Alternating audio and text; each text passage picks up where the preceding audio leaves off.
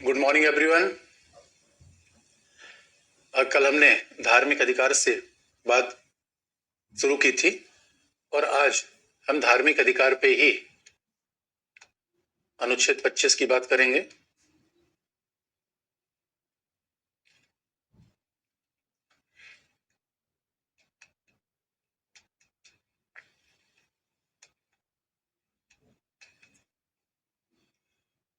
आज हम धार्मिक अधिकार पे ही आर्टिकल 25 पे बात करेंगे। और जब धार्मिक अधिकार की बात आती है तो आप जानते हो कि पहला क्लॉज 1 ऑफ आर्टिकल 25। तो पहले हम देखें कि संविधान में धार्मिक अधिकार कहाँ पे उल्लिखित है। कल हमने धर्म और पंथ के बीच में एक आपको अंतर बताया था, वो डिबेट आगे भी आपको बता देंगे क्योंकि धार्मिक अधिकार पे बड़े विवाद है। अब अनुच्छेद 25 के क्लॉज 1 में जो बात लिखी गई है कि किसी भी व्यक्ति को, इसका मतलब है दोस्तों हमारे यहाँ धार्मिक अधिकार नागरिक और विदेशी को भी मिला है। जहां व्यक्ति लिख दिया जाए इसका मतलब है नागरिक या विदेशी। भाई कोई यूक्रेन का आदमी आ गया भारत में और तब तक वहां वॉर चल गया तो यूक्रेन के व्यक्ति को भी धार्मिक अधिकार मिलेगा। ये नहीं कहा जाएगा भाई तुम तो यूक्रेनी हो, रूस के हो।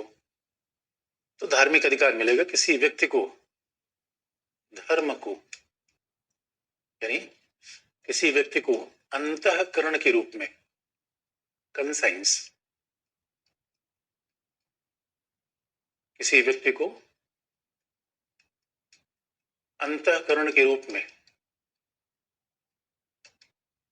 धर्म को मानने,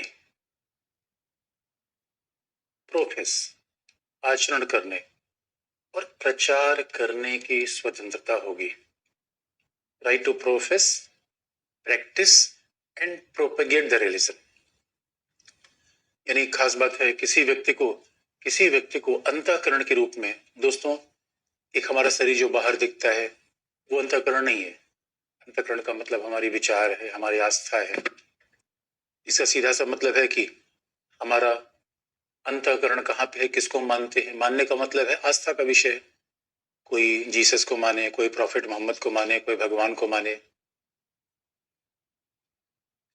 ये हमारे अंतःकरण का मुद्दा है। तो मानने का अधिकार है, इसका मतलब आस्था का विषय। अच्छा, आचरण का अधिकार का मतलब है कि ये तो आस्था है, अंतःकरण है।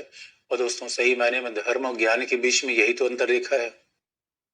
लोग कहते धर्म में मानना है, ज्ञान में जानना है। देखो दोस्तों ये तो मानने की बात है, इसलिए जो धार्मिक व्यक्ति होता है वो मानता है। अगर हम मानते हैं कि आप गणेश जी दूध पी रहे हैं तो ये मानने की बात है, उसमें तर्क मत करिए।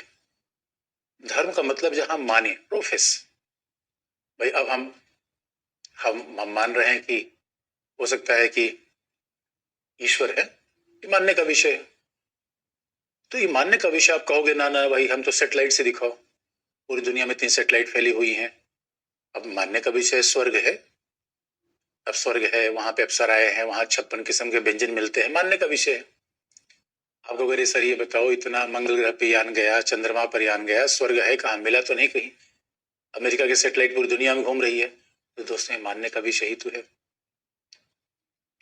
तो अभी मानने का विषय, तो इसमें तर्क विवेक की बात नहीं आएगी।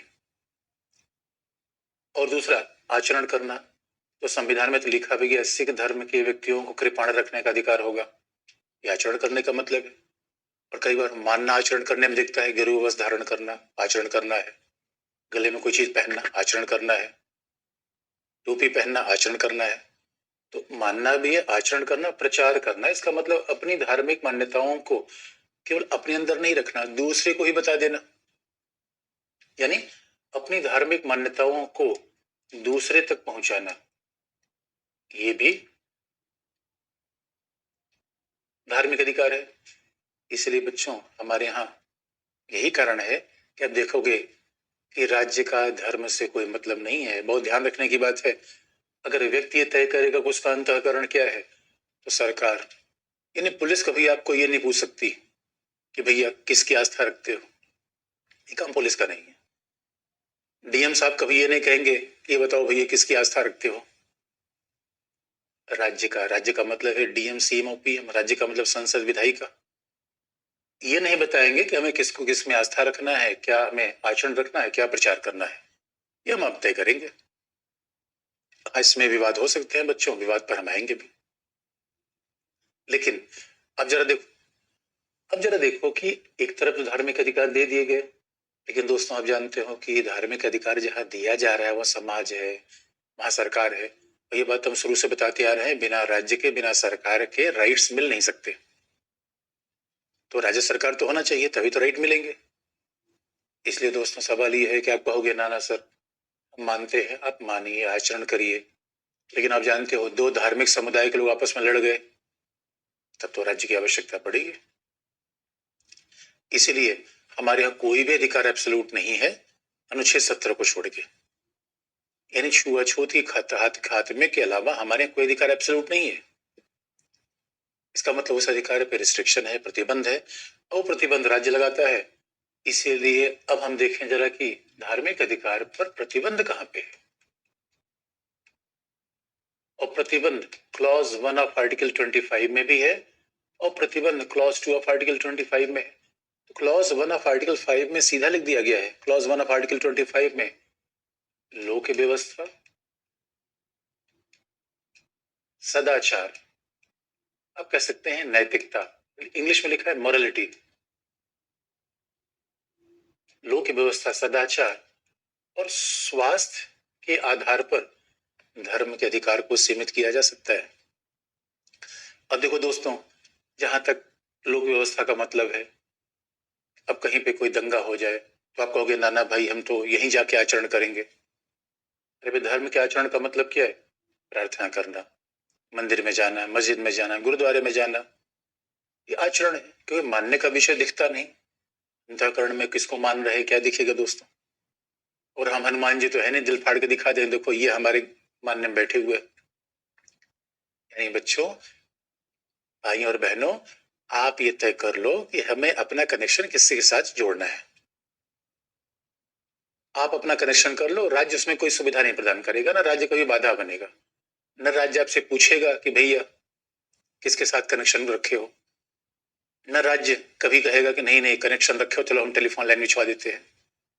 अब इसलिए अब देखिए बागेश्वर बाबा कहते हैं कि मेरी टेलीफोन से रावण से बात होती है, तब उनके बात विश्वास का मतलब है।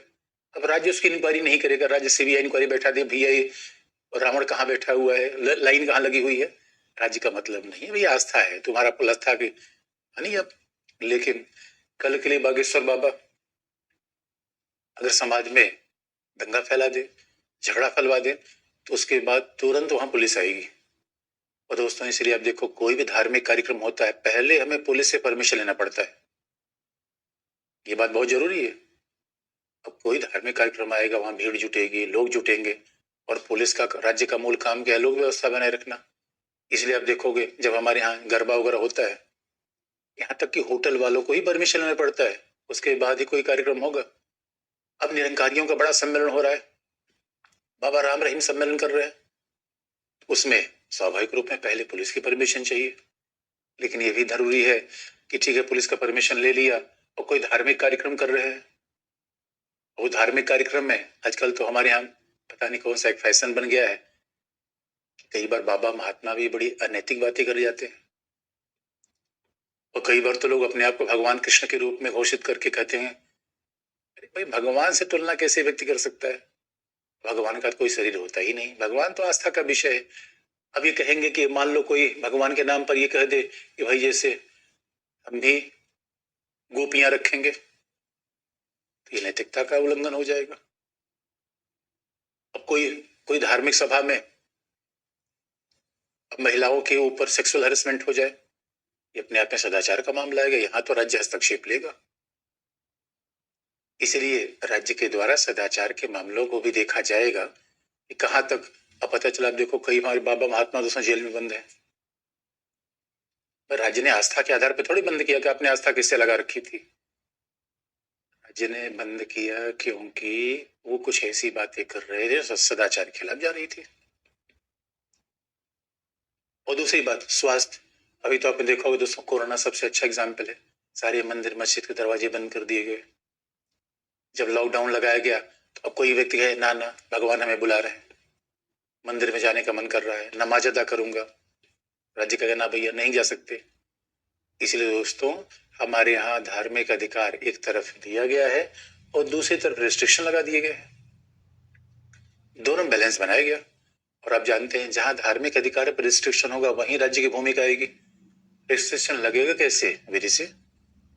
रिस्ट्रिक्शन लगे कैसे? सरकार के कानून से, सरकार की पॉलिसी से। इसलिए अब देखोगे कि यहाँ पे दो अंतर कर दिए गए हैं। इसका सीधा सा मतलब है, धर्म का मामला व्यक्ति का विषय, और धर्म का मतलब इंग्लिश में रिलीजन। अब देखो, कल हमने आपको बताया दोस्तों, वैसे आप कहोगे सर पंथ क्यों नहीं कह रहे हो, तो पंथ भी कह सकते हो, क्योंकि दोस्तों रिलीजन का अनुवाद कोई पंथ कर लेता है, कोई धर्म, क्योंकि हमारे संविधान में धर्म शब्द का प्रयोग इंग्लिश में नहीं है, रिलीजन शब्द है। और आप जानते हो, हमारा संविधान मूल तो इंग्लिश में ही लिखा गया, बाद में हिंदी ट्रांसलेशन हुआ।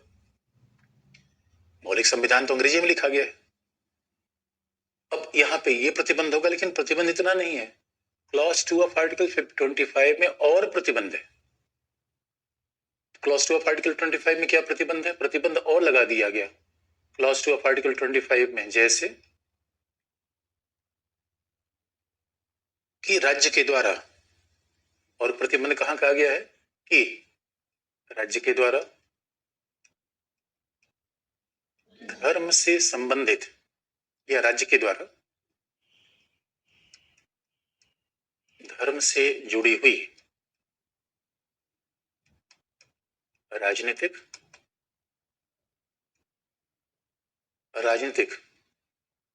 आर्थिक, वित्तीय एवं अन्य पंथ निरपेक्ष गतिविधियों, सेकुलर एक्टिविटी,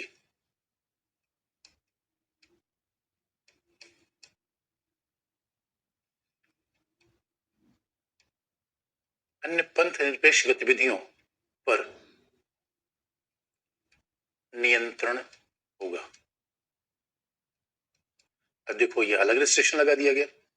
और दोस्तों बड़ी ध्यान देने की बात है, सेकुलर एक्टिविटी, पंथ निरपेक्ष गतिविधि, यानी पंथ निरपेक्षवाद, सेकुलरिज्म शब्द हमारे संविधान से 42वें संविधान संशोधन के द्वारा इंदिरा गांधी ने संविधान में जोड़ा।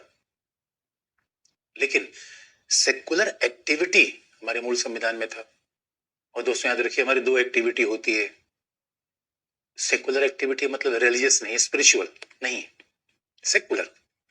अच्छा, सेकुलर का सीधा मतलब दोस्तों, दुनिया दो है, एक लौकिक, भौतिक।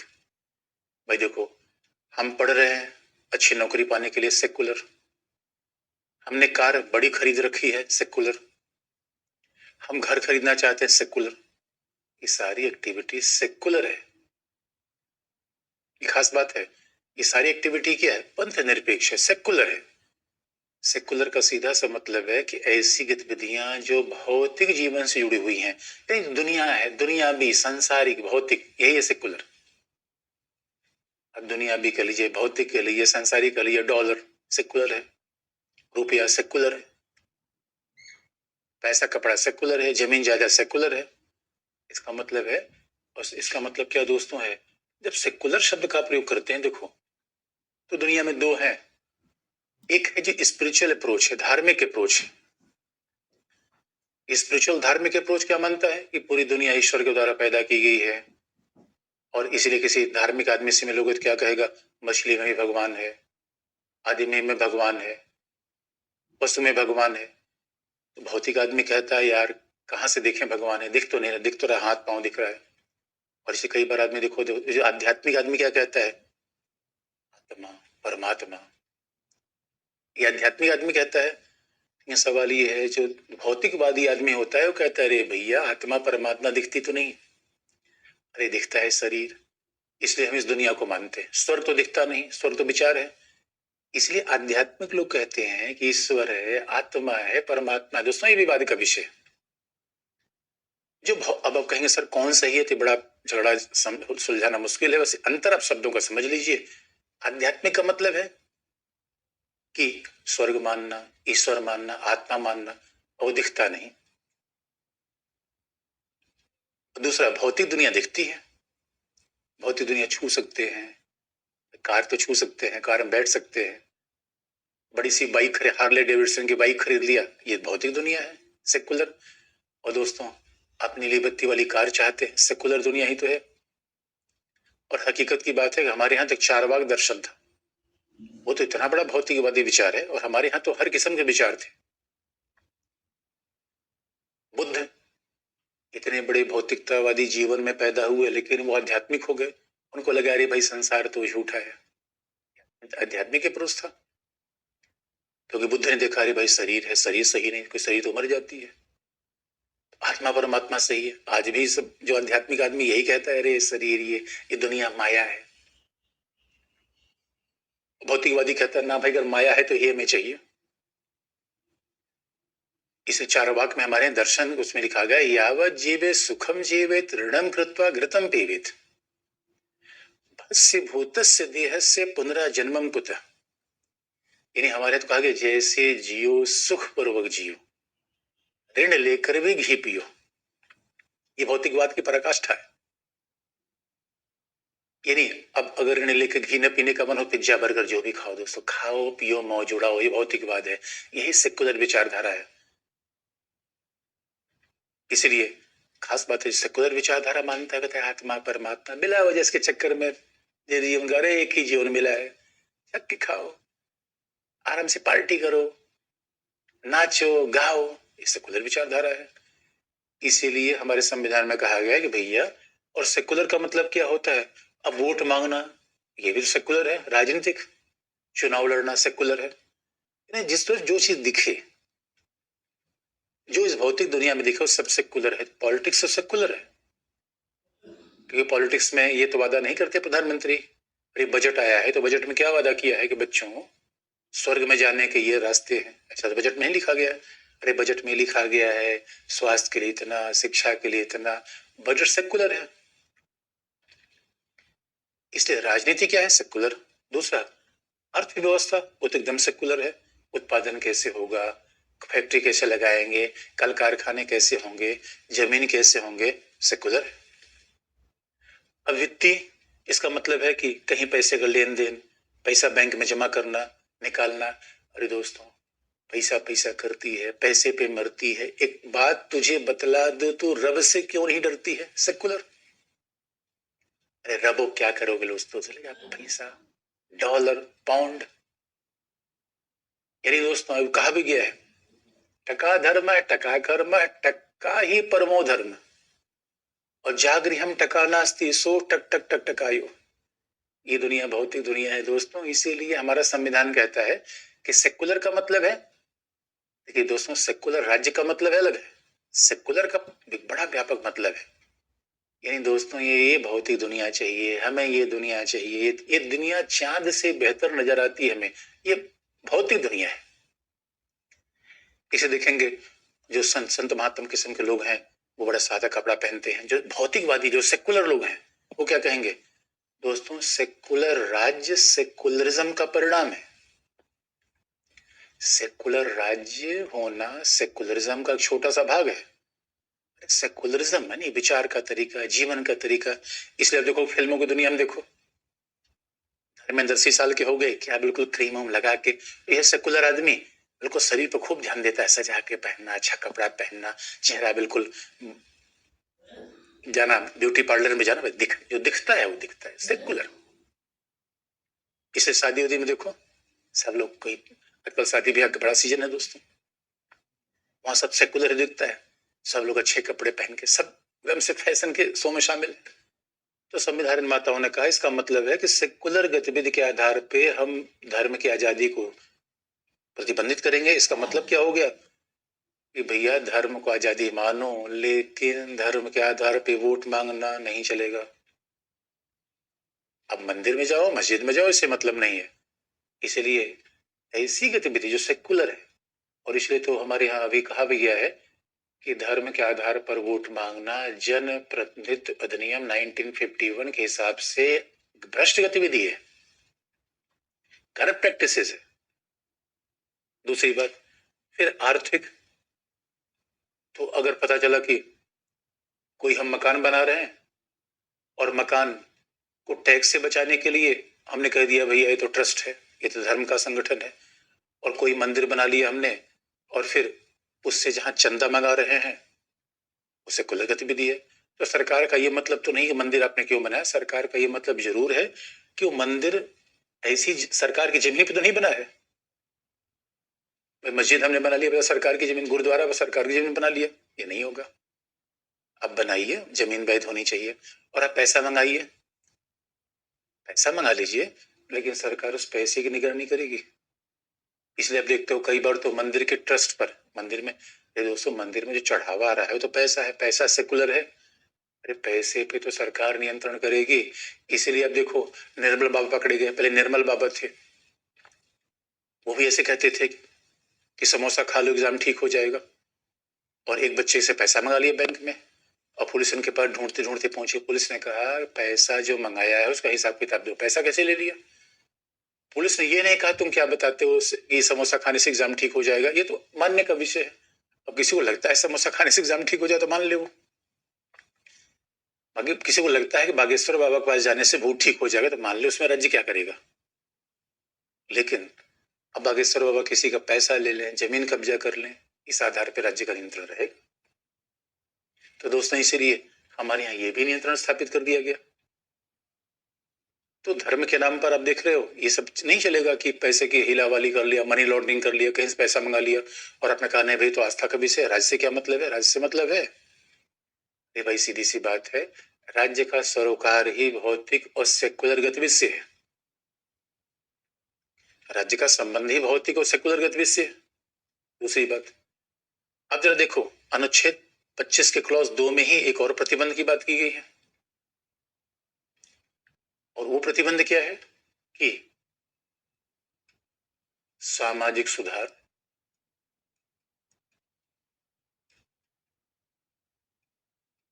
सामाजिक कल्याण, सामाजिक सुधार, सामाजिक कल्याण और सोशल रिफॉर्म, सोशल वेलफेयर, और हिंदू धर्म के सार्वजनिक प्रकृति के मंदिरों को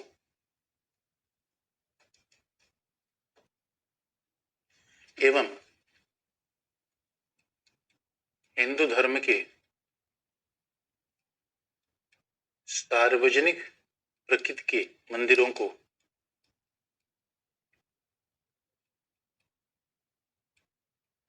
हिंदू धर्म के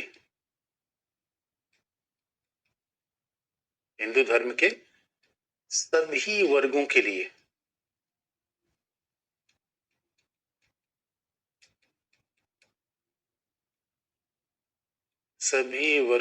लिए खोला जाएगा। एक बात बड़ी इंटरेस्टिंग है, पूरे संविधान में केवल एक ही धर्म का नाम लिखा गया है, वो हिंदू धर्म। आर्टिकल 25 में हिंदू धर्म का नाम लिखा गया है, वो भी नकारात्मक रूप में ज्यादा लिखा गया है। इसका मतलब है, और क्योंकि ये ऐसा आरोप था कि भाई हिंदू धर्म के मंदिर में सभी को प्रवेश का अधिकार नहीं है, तो बात ध्यान देने की बात है कि हिंदू धर्म के मंदिर किसी निजी व्यक्ति का मंदिर नहीं होगा, वो मंदिर होगा सार्वजनिक। तो सार्वजनिक मंदिर में किसी का प्रवेश आप रोक देंगे, ये धर्म के आधार पर संभव नहीं है। ये कई बार ऐसा है दोस्तों हमारे यहाँ, जैसे कि विदेशियों को कई बार हिंदू मंदिरों में जाने पर रोक दिया जाता है। अभी उड़ीसा में जगन्नाथपुरी में एक मामला आया था, जबकि देखिए ऐसा होना नहीं चाहिए। अरे भाई दुनिया जुड़ी हुई है, टूरिज्म आ रहा है, अब कोई विदेशी मेहमान भी किसी मंदिर में चला जाएगा उससे क्या फर्क पड़ जाता है। भगवान तो सबके लिए उपलब्ध होते हैं। लेकिन कई बार ऐसा कोई विधि से या संविधान नहीं मना करता, कई बार परंपराएं रूढ़ियां हावी हो जाती हैं, बड़ी समस्या है इसलिए। और दूसरी बात सामाजिक सुधार, बात ध्यान रखने की है दोस्तों। इसलिए आप देखोगे भारत में दहेज को प्रतिबंधित किया गया, और अभी तो बड़ा बवाल मचा हुआ बाल विवाह, बाल विवाह। अरे दोस्तों बाल विवाह धर्म के आधार पर बाल विवाह की परमिशन नहीं दी जा सकती। ये तो सामाजिक सुधार का मामला है, सामाजिक कल्याण का मामला है। अरे भाई, लड़कियों को छोटी उम्र में शादी हो जाना, ये तो अपने आप में कानून का भी उल्लंघन है, और हमने किसी के जीवन को भी किस साथ भी खिलवाड़ कर दिया। अब इसमें बड़ा मुद्दा आ जाता है सर, आपको इसलिए अब सवाल है कि क्या 3 तलाक धर्म का अधिकार है या सामाजिक सुधार है या सामाजिक कल्याण है? इन मामलों में विवाद बनता है, इसलिए उच्चतम न्यायालय बार बार कहता है भाई 3 तलाक का मुद्दा क्या है? ये सामाजिक कल्याण का मुद्दा है, महिलाओं के रिफॉर्म का मुद्दा है। और इसलिए दोस्तों, जब हमारे यहाँ हिंदू मैरिज एक्ट है, हमारे यहाँ सती प्रथा खत्म करने की बात आई, राज्य ने सारी प्रथाएं खत्म कर दी। जबकि कई लोग कहते थे ना हमारे धार्मिक अधिकार खिलाफ है, नहीं होने देंगे, राज्य ने बिल्कुल नहीं माना। यानी ये ध्यान में रखने की है कि राज्य ऐसे रिफॉर्म करता जा रहा है। और आजकल तो धीरे धीरे आप देखोगे, इसलिए उच्चतम न्यायालय ने कहा ना 3 तलाक को धार्मिक अधिकार के आधार पे उसको आप संरक्षण मत दीजिए, हम ये नहीं मानेंगे। महिलाओं का मुद्दा है, बाल विवाह खत्म करने के बाद इसीलिए की गई। आप कहोगे नहीं भैया, हम तो धर्म में लिखा गया बाल विवाह हुआ, नहीं माना जाएगा। यानी धर्म लोगों के उत्थान के माध्यम होना चाहिए, समाज के पिछड़ेपन का नहीं। इसका मतलब इसीलिए कहा जाता है एक तरफ हमारे संविधान में धार्मिक अधिकार दिया, दूसरी तरफ धार्मिक अधिकार पे इतने रिस्ट्रिक्शन दे दिए हैं। और हिंदू धर्म के मंदिरों को सभी के लिए खोला जाएगा। फिर सामाजिक कल्याण, इसका मतलब है अब महिला उत्थान के लिए कोई कानून बनाओ और कोई कह दे भैया धर्म के अधिकार खिलाफ है। इसे दोस्तों आजकल तो संसद में कानून आया है मैरिटल रेप, वैवाहिक बलात्कार। तो कोई लोग कहते हैं अरे भाई धर्म खिलाफ है, न्यायपालिका नहीं मानता। अरे दोस्तों ये बताओ, हमारे यहाँ तो परंपरागत रूप में महिलाएं तो घर के पीछे केवल चौका और बेलना संभाल रही थी। जब पंचायती राज में उनको आरक्षण दिया गया तो ये बताओ, अरे दोस्तों आपको याद दिला दें, देखिए धर्म आस्था का विषय है, इसमें हमारा कोई मामला नहीं है और हर व्यक्ति की आस्था अलग अलग होती है। लेकिन सरोकार दोस्तों, धर्म के प्रभाव के आड़ में तो पुरुषों ने ही अपना प्रभाव बनाए रखा। बहुत सारे देखोगे अब धार्मिक अधिकारी के रूप में पुरुष ही तो है। तो दोस्तों, अगर महिलाओं को में उत्थान करना है तो कहीं न कहीं राज्य का हस्तक्षेप चाहिए। राज्य का हस्तक्षेप तो हमें करना पड़ेगा। फिर ये तो संविधान में बात लिख दी गई, इसका मतलब है। लेकिन अब इसी थोड़ा विवाद और उच्चतम न्यायालय के निर्णय बता दें, क्योंकि आप जानते हो संविधान में जो लिखा गया उससे विवाद आना तय है, और विवाद हमारे अनेक है। धर्मांतरण का विवाद आ जाएगा, धर्मांतरण का विवाद अधिकार है कि नहीं है, और धर्म में राज्य कहाँ तक हस्तक्षेप करे। कई बार विवाद इस बात का हो सकता है कि कहाँ तक सामाजिक सुधार है, कहाँ तक सामाजिक कल्याण है और कहाँ तक धर्म है, विभाजक रेखा कैसे खींची जाए। लेकिन आपको फिर आगे बढ़ने से पहले बता दें, इसका मतलब है दोस्तों, व्यक्ति का सरोकार धर्म से है, राज्य का सरोकार भौतिक गतिविधियों से है। इसी को तो पंथ निरपेक्ष राज्य कहते हैं। यही तो अलगाव ही तो है। इसे दोस्तों आगे बढ़ने से पहले आपको हम बता दें, जिसे हम पंथ निरपेक्ष राज्य कहते हैं, अनुच्छेद 25 के आधार पर ही नहीं, हमारे तो पूरे संविधान से ही मिल रहा है। अनुच्छेद 25 में 2 पार्ट कर दिया गया कि भैया देखो धर्म का अधिकार ये है, राज्य का नियंत्रण ऐसे होगा। और ये भी आपको याद दिला दें दोस्तों, दुनिया के तमाम धार्मिक देशों, पाकिस्तान का संविधान पढ़िए, बांग्लादेश का संविधान पढ़िए, उसमें क्या लिखा, बिस्मिल्लाहिर रहमानिर रहीम। तो जैसे हमारे यहाँ कोई कहे कि ओम श्री गणेशाय नमः अनुच्छेद 1 के अनुसार, ऐसा संविधान में कहीं लिखा गया। यहाँ तक कि प्रस्तावना में लिखा गया है कि we the people of India, हम भारत के लोग सर्वोच्च हैं। कितनी बड़ी बात लिखी गई, प्रस्तावना में लिखा गया हम भारत के लोग सर्वोच्च हैं। तो हमारा वैसे भी संविधान धर्म को, हमारा संविधान ये तो नहीं कर रहा है कि धर्म सर्वोच्च है। कितनी बड़ी बात है। और दोस्तों, जो चीज मानव के द्वारा बनाई जाएगी वो सेकुलर ही होगी, भौतिक होगी। भाई देखो, जो मानव ने नहीं बनाया है वो पारलौकिक है। एक है जो लौकिक से भौतिक के अलावा है, पारलौकिक, जिसे कहते हैं पारलौकिक, मेटाफिजिकल, बियॉन्ड फिजिकल।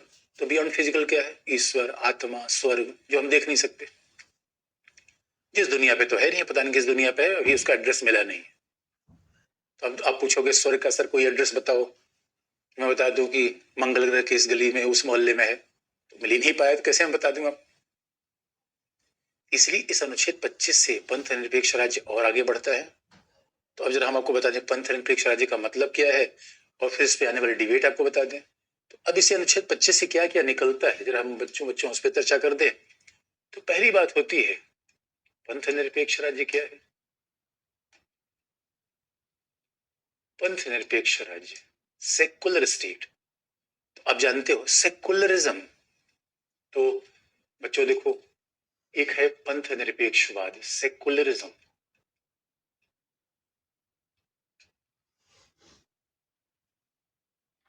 पंथ निरपेक्षवाद, तो एक है पंथ निरपेक्षवाद, सेकुलरिज्म। तो इसको दोस्तों फिर से लिख दें,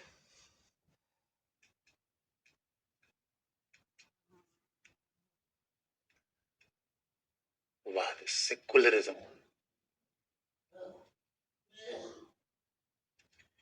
तो दोस्तों पंथ निरपेक्षवाद का सीधा सा मतलब है कि भौतिक दुनिया का महत्व ज्यादा है, भौतिक विश्व प्राथमिक है, ये लौकिक दुनिया पहले आती है। भौतिक विश्व प्राथमिक है, ये लौकिक दुनिया का महत्व ज्यादा है, यानी संसार ज्यादा महत्व है ईश्वर आत्मा परमात्मा से, संसार का महत्व है। और कुल मत कहिए ये शरीर, ये यानी भौतिक सेकुलरिज्म क्या है कि हम अर्थव्यवस्था को प्राथमिक माने, राजनीति को प्राथमिक माने, इस भौतिक दुनिया को प्राथमिक दे, यही है सेकुलरिज्म। आत्मा परमात्मा ये हमारे हिसाब से है नहीं, और इसलिए संसार का महत्व है, ये लौकिक भौतिक विश्व ही प्राथमिक है, महत्वपूर्ण है। यही है पंथ निरपेक्षवाद, ये सेकुलरिज्म है। दूसरा क्या है? सेकुलराइजेशन, पंथ निरपेक्षीकरण। तो पंथ निरपेक्षीकरण क्या है? प्रक्रिया है। अब जानते हो जैसे जैसे विज्ञान का महत्व बढ़ेगा, जैसे जैसे उद्योग आएगा, जैसे जैसे शहर आएंगे, थोड़ा धर्म का महत्व, पंथ का महत्व कम होगा। क्योंकि यहाँ पे हम जो पंथ निरपेक्षवाद कह रहे हैं उसका मतलब रिलीजन का अनुवाद पंथ है। तो कुल जब पंथ निरपेक्षीकरण, सेकुलराइजेशन, तो इसका अनुवाद ये है, यह निरपेक्षीकरण, सेकुलराइजेशन एक प्रक्रिया है दोस्तों। आप देखते हो कि अब धीरे धीरे हमारे समाज में थोड़ा पंथ का महत्व कम हो रहा है। पंथ निरपेक्षीकरण क्या है? ये सेकुलराइजेशन है, एक प्रक्रिया है, ये समाज में जो परिवर्तन हो रहा है, ये सामाजिक परिवर्तन की एक प्रक्रिया है बच्चों।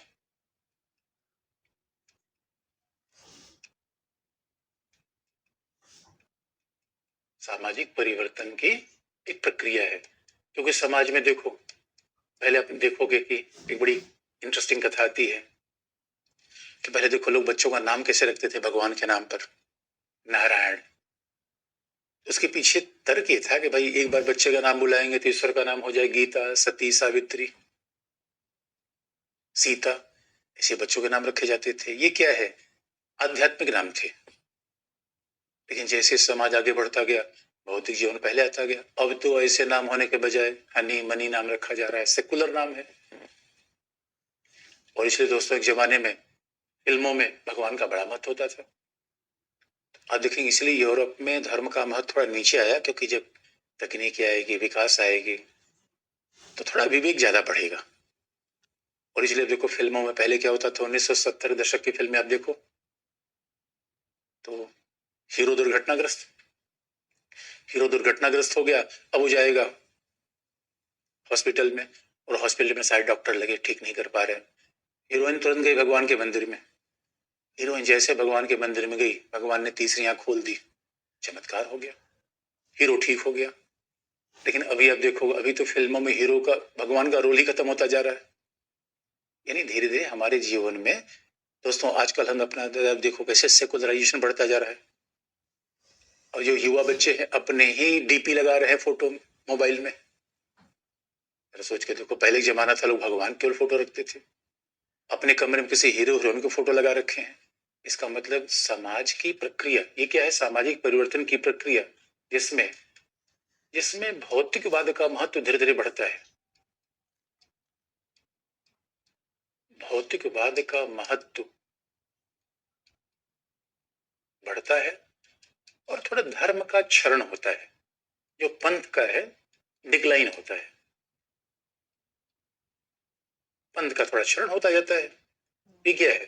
सेकुलराइजेशन, पंथ निरपेक्षीकरण। पंथ निरपेक्षीकरण एक प्रक्रिया है धीरे धीरे। तो आप देखो, जैसे जैसे समाज औद्योगिक होगा, आधुनिक होगा, पढ़े लिखे लोग आएंगे, फिजिक्स केमिस्ट्री का विकास होगा, उनका महत्व थोड़ा नीचे जाएगा। इसलिए आप देखो, कोरोना जब आया, कई लोगों ने कहा कोरोना माई, कई लोगों ने मंदिर बना दिए, और जबकि सेकुलराइजेशन क्या है, वैक्सीन बना। आज ये गांव अगर हम देखोगे तो किसी को चिकन पॉक्स, चेचक हो जाता है, कभी देवी माई आ गई है। आज आजकल बहुत कई बार ऐसा होता है कि लोगों को भूत प्रेत, भाई क्या है, तो धर्म का प्रभाव है। अब किसी वैज्ञानिक ने कभी नहीं कहा कि भूत प्रेत आ गया, सेकुलराइजेशन है। तो धीरे धीरे अब दूसरा है, अगला है पंथ निरपेक्ष राज्य, एक है सेकुलर स्टेट। अगला है सेकुलर स्टेट।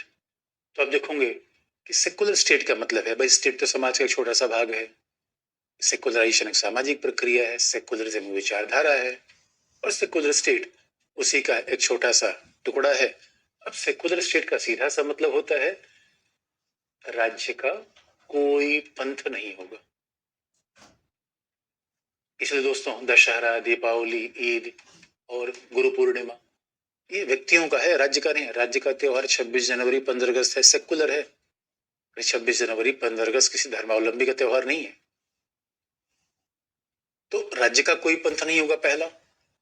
नहीं, राज्य किसी पंथ का विरोध भी नहीं करेगा।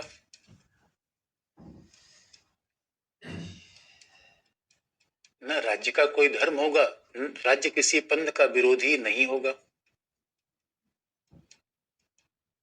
और नहीं राज्य किसी पंथ का समर्थन करेगा।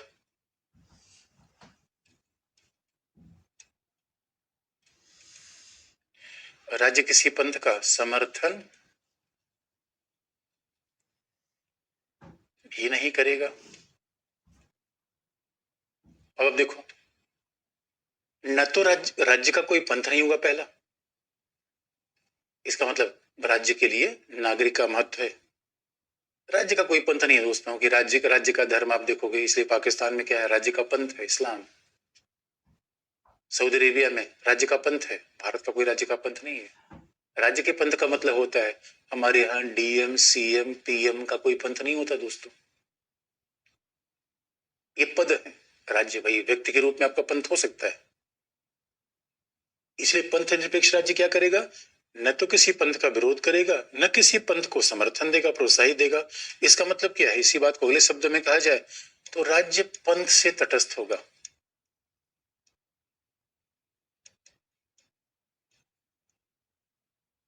इसी बात को कहने का अगला तरीका है कि राज्य और पंथ के बीच अलगाव होगा।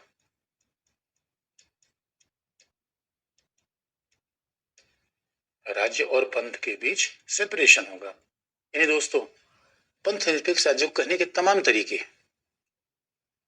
इसका सीधा सा मतलब है, आप ये कह लो कि पंथ निरपेक्ष राज्य का मतलब क्या है, राज्य का सरोकार भौतिक विषयों से होगा, राज्य का सरोकार लौकिक आध्यात्मिक विषयों से नहीं होगा। ये पंथ निरपेक्ष राज्य है। तो पंथ निरपेक्ष राज्य का सीधा मतलब क्या है कि न तो किसी पंथ का विरोध करेगा, न किसी पंथ को प्रोत्साहित करेगा। इसका मतलब है राज्य की निगाह में न कोई बहुमत धर्मावलंबी है, न कोई अल्पमत धर्मावलंबी है, न कोई बहुमत धर्मावलंबी है, न कोई अल्पमत धर्मावलंबी है। और फिर राज्य पंथ से तटस्थ होगा। तटस्थ का मतलब है भाई राज्य का इस मतलब नहीं कि हिंदू धर्म का मंदिर बन रहा है कि नहीं बन रहा है, ये लोगों का काम है। राज्य का इस बात से मतलब नहीं करे भाई धर्मावलंबी कम होते जा रहे हैं, ये धर्मावलंबी। तटस्थ, तटस्थ का मतलब है राज्य न उनकी सहायता करेगा, न उनका विरोध करेगा, ये तटस्थ होना है। अब जैसे कि कोई डॉक्टर है, तटस्थ है, कोई मर रहा है तो भी, कोई जी रहा है तो भी। अब यहाँ पे राज्य और पंथ के बीच अलगाव होगा। इसका मतलब है कि भाई राज्य का सरोकार क्या है, भौतिक मामलों से। राज्य का मूल काम क्या है, शिक्षा देना, स्वास्थ्य देना, बाकी राज्य का मतलब नहीं है। ये पंथ निरपेक्ष राज्य। और दोस्तों, बहुत बड़ी बात है, अब बहुत बड़ी बात है। और भारत में तो पंथ निरपेक्ष राज्य का मतलब केवल अलगाव नहीं है, क्योंकि कहा जाता है कि पंथ निरपेक्ष राज्य का ये मतलब नकारात्मक है कि भाई राज्य का धर्म नहीं होगा। ये तो बात ठीक है। तो कहा गया भारत में पंथ निरपेक्ष राज्य का एक सकारात्मक मतलब है, भाई राज्य मतलब धर्म से मतलब नहीं रखेगा, सरोकार नहीं रखेगा, ये तटस्थ है।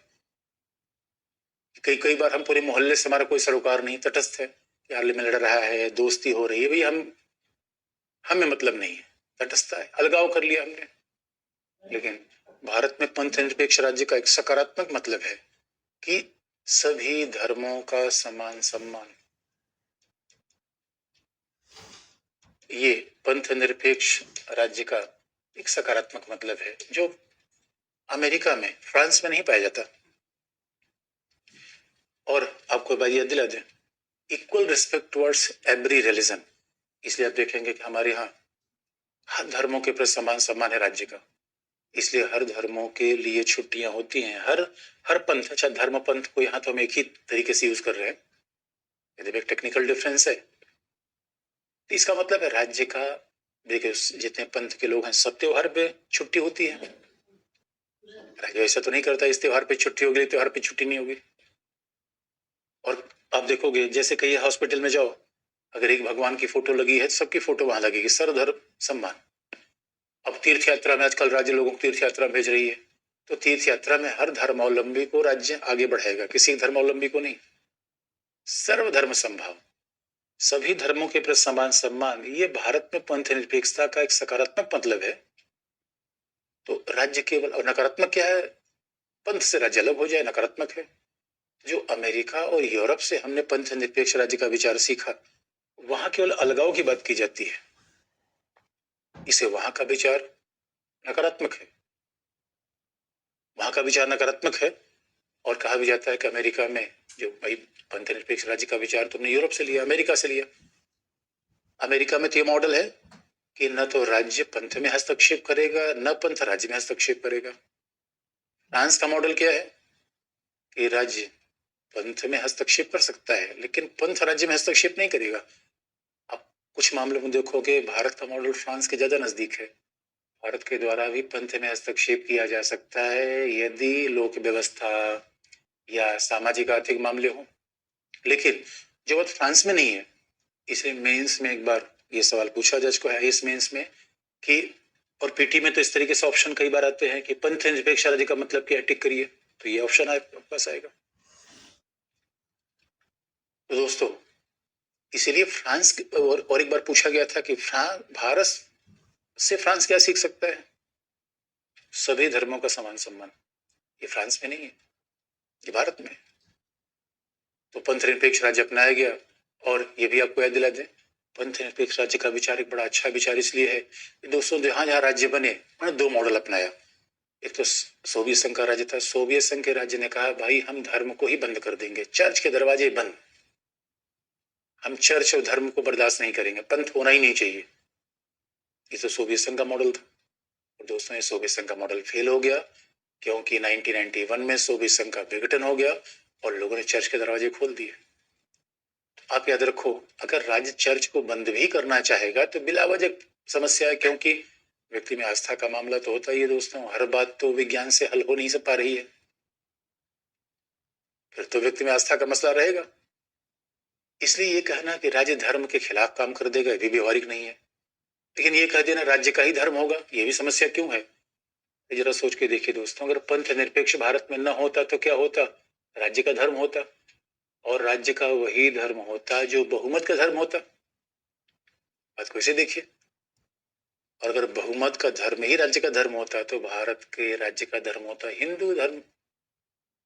तो जब राज्य का धर्म हिंदू हो जाता तो दोस्तों फिर राज्य क्या करता, हिंदू धर्म की शिक्षा विश्वविद्यालय में दी जाती, राज्य मंदिर बनवाता। बात ध्यान रखने की, अयोध्या में राज्य मंदिर नहीं बनवा रहा है, उसके लिए निजी लोग प्रयास करके मंदिर बनवा रहे हैं। इसीलिए भारत में क्या होता फिर तो कि राज्य फिर धार्मिक उत्सव आयोजित करता, और अगर राज्य का कोई धर्म होता तो फिर तो धर्म के खिलाफ बोलना भी दंडनीय अपराध होता। जैसे ईरान में है, पाकिस्तान में है, वहां ब्लास्फेमिक कानून है, ईश निंदा। अगर आपने धर्म के खिलाफ कुछ बोल दिया तो आप दंडित हो जाएंगे। हमारे यहाँ ऐसा नहीं है, भाई बोलने की आजादी है। तो ये बात बड़ी ध्यान देने की है। तो पंथ निरपेक्ष राज्य मानता है कि दोनों के बीच का रास्ता होना चाहिए। न तो राज्य का कोई धर्म होगा, क्योंकि राज्य का धर्म होगा तो दोस्तों अल्पसंख्यक अपने आप मर जाएंगे। ये दोस्तों बड़ी इंटरेस्टिंग बात है। भारत में देखो ये पॉलिटिक्स चलती है कि अल्पसंख्यक खतरे में है, अल्पसंख्यक खतरे में है। अरे दोस्तों, अल्पसंख्यकों की संख्या यहाँ बढ़ी, घटी नहीं। जहां जहां धार्मिक राज्य आए, आप याद रखो, चाहे पाकिस्तान हो, बांग्लादेश हो, ईरान हो, अल्पसंख्यक वहां नहीं रह पाए, आंकड़े बताते हैं। और भारत में अल्पसंख्यकों की संख्या बढ़ रही है। यहाँ तो सोचो, यहूदी 1000 की संख्या में थे, आज भी बने हुए हैं। पारसी ईरान से मार के भगाए गए, आज भी बने हुए हैं। इसे कई बार से पॉलिटिक्स खूब होती है, लेकिन हकीकत की बात है भारत पंथ निरपेक्ष राज्य इसलिए इतने धर्मावलंबी है, सब आजाद है, सबको अपना अधिकार है, क्योंकि राज्य हस्तक्षेप नहीं कर सकता कुछ अपवाद के अलावा। महाराज ये तो नहीं कहेगा प्रार्थना मत करो, पूजा मत करो, वो तो आपकी मर्जी करो। इसलिए ये मामला है पंथ निरपेक्ष राज्य का, तो हमने अपना लिया।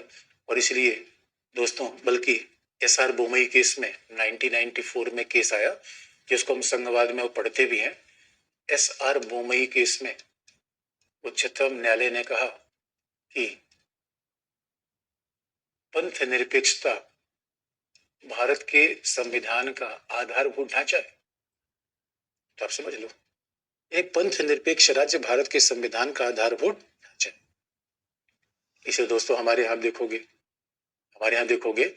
कि धर्म का प्रभाव है, पंथ का प्रभाव है, और पंथ निरपेक्ष राज्य हमने अपना लिया। लेकिन अब सवाल इससे विवाद क्या है? हम तो अपना लिया पंथ निरपेक्ष राज्य, और पंथ निरपेक्ष राज्य हमारा खास बात है, सर्वधर्म समभाव की बात करता है। यहाँ से फ्रांस भी सीख सकता है। और हमारे यहाँ राज्य के द्वारा पंथ में हस्तक्षेप होगा जब सामाजिक सुधार का मुद्दा हो, सामाजिक कल्याण का मुद्दा हो। और ये विचार ज्यादा अच्छा है, क्योंकि अगर पंथ निरपेक्ष राज्य न होता तो आप याद रखो अल्पसंख्यक अधिकार नहीं होते। इस बात को और कहा जाए, अरे दोस्तों, जिस दिन हम पंथ निरपेक्ष राज्य नहीं मानेंगे तो राज्य बहुमत की पक्ष लेगा, तो बहुमत का पक्ष लेगा, फिर तो समानता का सिद्धांत टूट जाएगा, फिर लोगों को आजादी कहाँ रहेगी। इसलिए पंथ निरपेक्ष राज्य का मतलब है राज्य किसी साथ धर्म के आधार, पंथ के आधार पर भेदभाव न करे। और ये बात इसलिए आपने देखा 15, 16 हर जगह लिखा गया है कि राज्य पंथ के आधार पर भेदभाव बिल्कुल नहीं करेगा। बड़ी बात हो गई। अब जरा देखें कि इससे विवाद क्या है, अभी विवाद क्या चल रहा है। तो विवाद ये होता है एक धर्मांतरण का, एक अन्य विवाद है। तो अब जरा देखो, धर्म से संबंधित, धार्मिक अधिकार से संबंधित विवाद क्या है।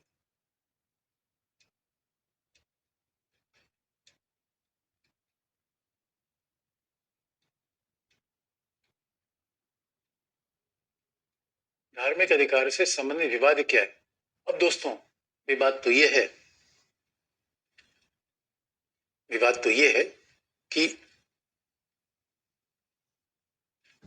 राज्य अगर पंथ के मामलों में हस्तक्षेप करेगा तो कैसे हस्तक्षेप करेगा। इसलिए उच्चतम न्यायालय ने, अब यहाँ पे उच्चतम न्यायालय की आवश्यकता पड़ी। अब सवाल है कि जब राज्य का है तो हमने मान लिया कि राज्य का हस्तक्षेप होगा पंथ में, पंथ का हस्तक्षेप राज्य में नहीं होगा। ये राज्य विधि बनाएगा, कुछ काम करेगा जो कई बार पंथ के हस्तक्षेप होगा, तो पंथ के लोग कहेंगे भाई तुम्हारे फंडामेंटल राइट पे हमला है, विवाद उत्पन्न होगा। और बार बार ये विवाद आता रहता है। जैसे भी आप देखोगे स्कार्फ को लेकर विवाद हो गया, उनका भाई धार्मिक अधिकार हमारा फंडामेंटल राइट है, तो राज्य ये क्यों कह रहा है कि स्कार्फ हटा दो। कर्नाटक में बड़ा विवाद है। और फिर लोग कहते हैं कि ये तो धार्मिक अधिकार हमारा फंडामेंटल राइट है, तो ये को कहते हैं समान नागरिक संहिता लगा दो। इसको हम विशेष तत्व अलग से पढ़ेंगे भी। तो दोस्तों मामला ये है, उच्चतम न्यायालय ने कहा भाई देखो, जब हम पंथ की बात करते हैं तो पंथ के दो लक्षण होते हैं, एक अनिवार्य इसेंशियल फीचर। पंथ के दो लक्षण हैं, एक इसेंशियल फीचर है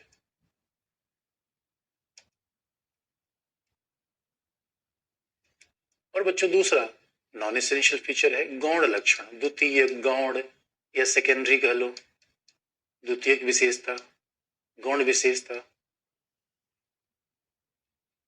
सेकेंडरी फीचर या नॉन इसेंशियल फीचर।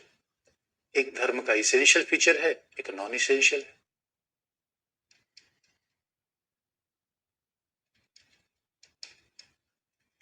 एक नॉन इसेंशियल है। अब ये विभाजन संविधान में नहीं है दोस्तों, ये विभाजन उच्चतम न्यायालय ने किया। बात ध्यान रखने की है। और ऑब्जेक्टिव एग्जाम में पीटी में ऐसे बातें बड़ी बेसिक पूछ ली जाती है कि धर्म के 3 पॉइंट है, क्या क्या धर्म के अधिकार होंगे, कहाँ कहाँ हस्तक्षेप होगा, वो बात पूछ लिया जाता है किन किन आधारों पर। तो ये बात जैसे जब ऑब्जेक्टिव एग्जाम पढ़ते होते हैं शब्दों खूब अच्छे से पढ़ो, क्योंकि इन्हीं से पीटी एग्जाम में पूछ लेगा कि कौन कौन सा अधिकार है, पहला किस किस आधार प्रतिबंध लगाया जाएगा, दूसरा। जब मेंस की बात आओगे तब कैसे पढ़ोगे कि भारत में पंथ निरपेक्ष राज्य कैसे फ्रांस से अलग है, भारत में पंथ निरपेक्ष राज्य का महत्व क्या है, ये क्यों अपनाया गया, ये मेंस का अप्रोच हो जाएगा। तो दोनों बातें हमें देखनी है। अब सवाल, कई बार तो धार्मिक अधिकारी कहते हैं अरे भैया न्यायालय कैसे बताएगा कौन अनिवार्य लक्षण है कौन गौण लक्षण है, न्यायालय क्या जानता है। अब आप देखो अगर न्यायालय नहीं बताएगा तो कौन बताएगा, कौन धर्मावलंबी में बताएगा, अरे भाई इसीलिए हमारे यहाँ विधि का शासन स्थापित किया गया, नहीं तो फिर तो उनके बीच गड़ा हल नहीं हो पाएगा। अब जो हमें न्यायालय के निर्णय से लगता है कि धर्म के अनिवार्य लक्षण कौन है, तो देखो दोस्तों, प्रार्थना करना, कहीं पे धार्मिक आचरण करना, ये अनिवार्य लक्षण है। कि कोई गेरुआ वस्त्र पहनना, कृपाण पहन लेना, ये तो अनिवार्य लक्षण है। प्रार्थना करना, फिर मंदिर मस्जिद जाना, ये अनिवार्य लक्षण धर्म के हो सकते हैं। लेकिन अब सवाल है कि क्या धर्म का मतलब क्या है। अब धर्म के नाम पर लाउड स्पीकर बजाना,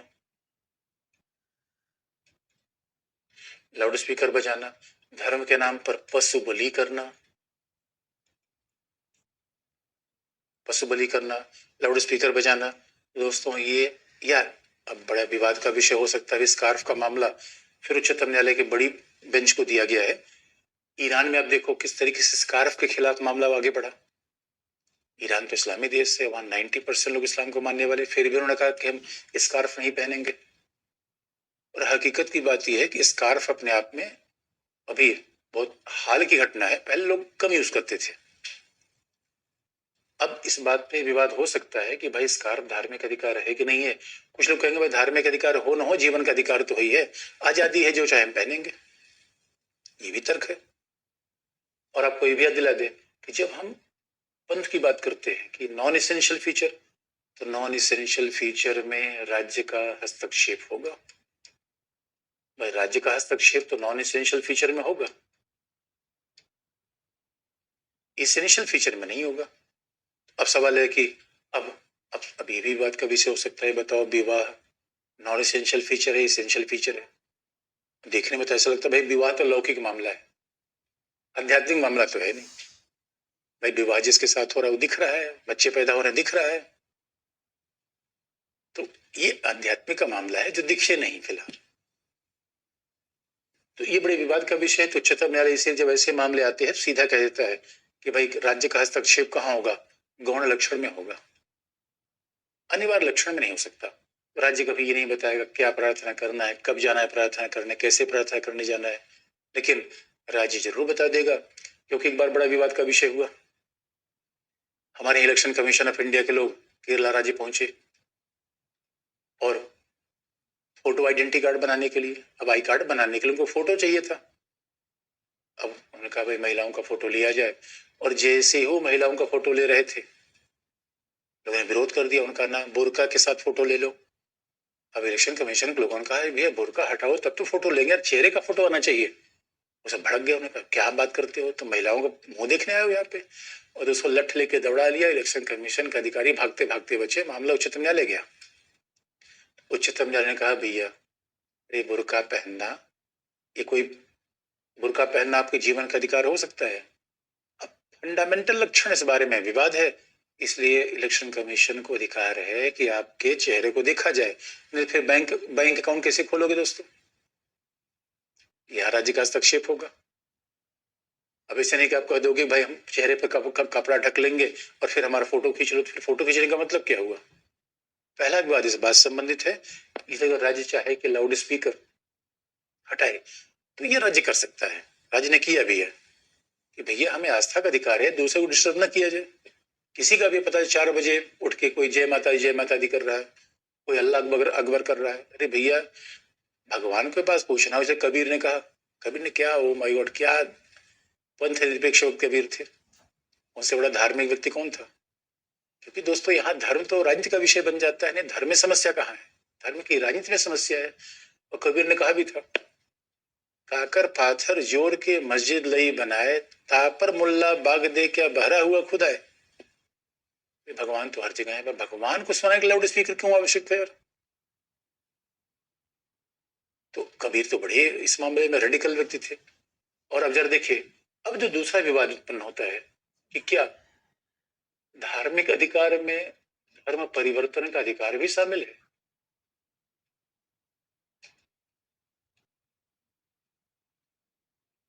धार्मिक अधिकार में क्या धर्मांतरण का अधिकार भी शामिल है? यानी एक धर्म को दूसरे धर्म से बदल लेना। और इस बात पे बड़ा विवाद हुआ। और यद्यपि उच्चतम न्यायालय का निर्णय आ चुका है, लेकिन दोस्तों फिर ये बड़ा लव जिहाद आपने सुना होगा, कमाल की बात है। अरे जहां लव हो जाए दोस्तों, वहां जिहाद कहाँ होगा? हमारे तो हर मामले पॉलिटिक्स चल गई। आप देखोगे, अरे आजकल फरवरी का महीना है। वैसे कुछ लोग कहते हैं लव के लिए कोई फरवरी का महीना जरूरी नहीं है, लेकिन दोस्तों ये बताओ। और देखो, हर धर्म में अन्याय के खिलाफ युद्ध की बात की गई है। लव जिहाद अपने आप में, अरे भाई दुनिया में प्रेम हो जाए तो सारी समस्या का समाधान हो जाए, लेकिन पॉलिटिक्स का मामला आ गया और लव जिहाद का मामला भी धर्मांतरण जुड़ गया। और हैरानी की बात तो ये है कि दोस्तों हमारे यहाँ अब अगर धर्म का अधिकार है, प्रचार का अधिकार है, तो क्या प्रचार के अधिकार में, विवाद यहीं पे शुरू हुआ कि क्या प्रचार के अधिकार में धर्मांतरण का अधिकार शामिल है?